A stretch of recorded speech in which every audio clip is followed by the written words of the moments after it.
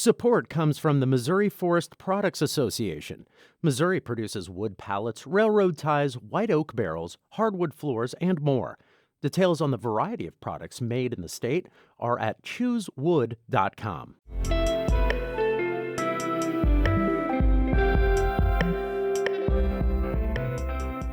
It's Thursday, August 31st, 2023, and you've downloaded The Gateway from St. Louis Public Radio News.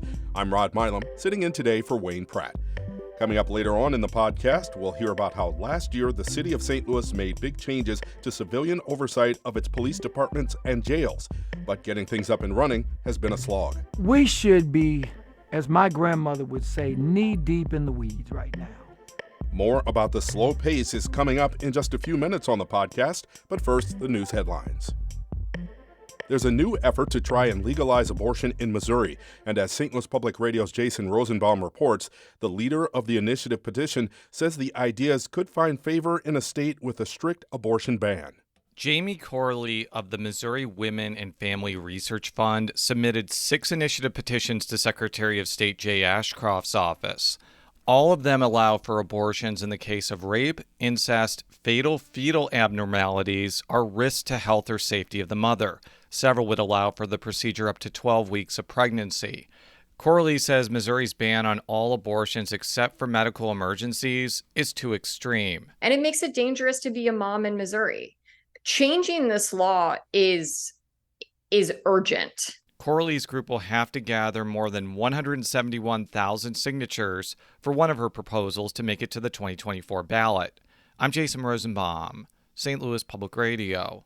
A new poll of likely Missouri voters shows growing discontent with public schools.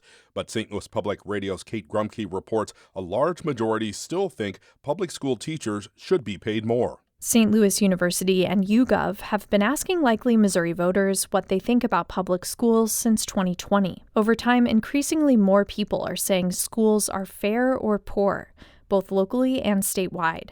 Stephen Rogers is an associate professor of political science at SLU and director of the poll.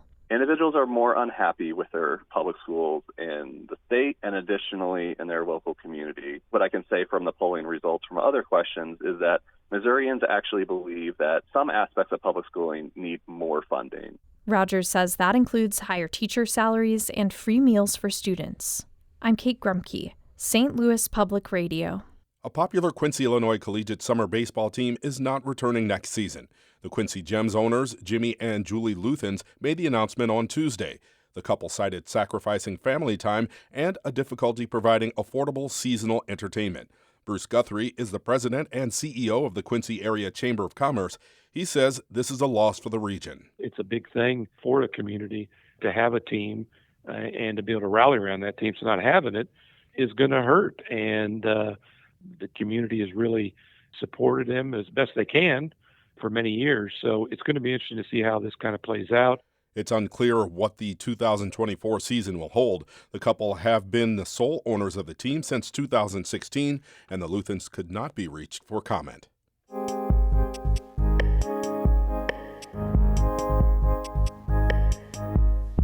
Last year, the city of St. Louis adopted major changes to the civilian oversight of its corrections and police departments.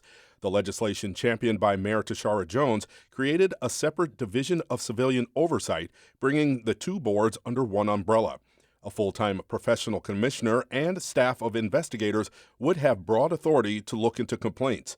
But as St. Louis Public Radio's Rachel Lippman reports, the new structure has taken a long time to get up and running. Matthew Brummond had recently retired from the FBI when he decided to apply to be St. Louis's first commissioner of civilian oversight. I had been working civil rights within the FBI. I viewed it as a chance to do something positive. Brummond began his new job in June 2022 and quickly hired 9 investigators. The first members of the Detention Facilities Oversight Board were sworn in that July. The Civilian Oversight Board had been reviewing police complaints since 2016. But the pushback was almost immediate. Police unions sued, blocking the new structure from taking effect. Though a judge later allowed the corrections portion to go forward, the Police Oversight Board has not met in more than a year. And from the beginning, Brummond says, the city made it nearly impossible for his office to get information. It became apparent that it was just one objection after another, that even if this objection was cleared, another objection would take its place. We should be, as my grandmother would say, knee-deep in the weeds right now. The Reverend Darrell Gray is chair of the Detention Facilities Oversight Board. We should already be reviewing and making recommendations, and none of that is happening. He says its members haven't even been able to get into the jail without an escort. The board thought of resigning en masse, but didn't want a new group to have to start over. Drummond, on the other hand, left after a year. Ruby Bonner, a longtime government official, is filling that role in the interim. The delay on the police side can be blamed mostly on the lawsuit, says Public Safety Director Charles Coyle. He says work is underway to vet new appointments to that board. On the corrections side, he puts some responsibility on the members themselves. So if they're operating without the orientation training or without having the proper rules in place, it becomes a problem. Coyle says the members were aware of the requirements to get training and to have their policies and procedures reviewed by the city. I could not get a clear answer why it hadn't been done within a year. Gray says he and other advocates for civilian oversight should have taken more time to review the exact language of the law. But he notes that aldermen and the grand jury are allowed into the jail unannounced with no specialized training. Meanwhile, the problems at the jail continue. A detainee died of an unspecified medical emergency on August 20th. 2 days later, several inmates took a guard hostage during breakfast. The city is investigating both of those cases, and that, combined with the incomplete training, means the Jail Oversight Board and staff aren't able to do their own inquiry. Members are getting more and more frustrated. During a special meeting earlier this week, James Daum asked Interim Commissioner Bonner why the board could not conduct a parallel investigation. So any involvement whatsoever is interference for 180 days. That's how I am construing it. I believe we have to take a more liberal approach to it as it relates to those investigations. So we're worthless. There's general agreement among supporters of civilian oversight that something needs to change in order to get it functioning as it should, but those lawmakers differ on solutions. Board President Megan Green and others are exploring changes to the current law, including making it easier for both the police and corrections oversight boards to get their own attorney.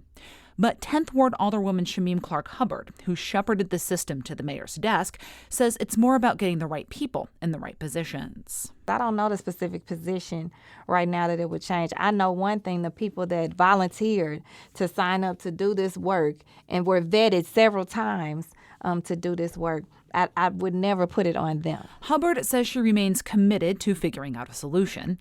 Victims of misconduct, she says, are counting on it. I'm Rachel Lippman, St. Louis Public Radio. And our Fred Ehrlich edited that piece. St. Louis Public Radio is a listener-supported service of the University of Missouri St. Louis, and music for today's podcast was by Ryan McNeely of Adult Fur. I'm Rod Milam for St. Louis Public Radio News. Have a good day.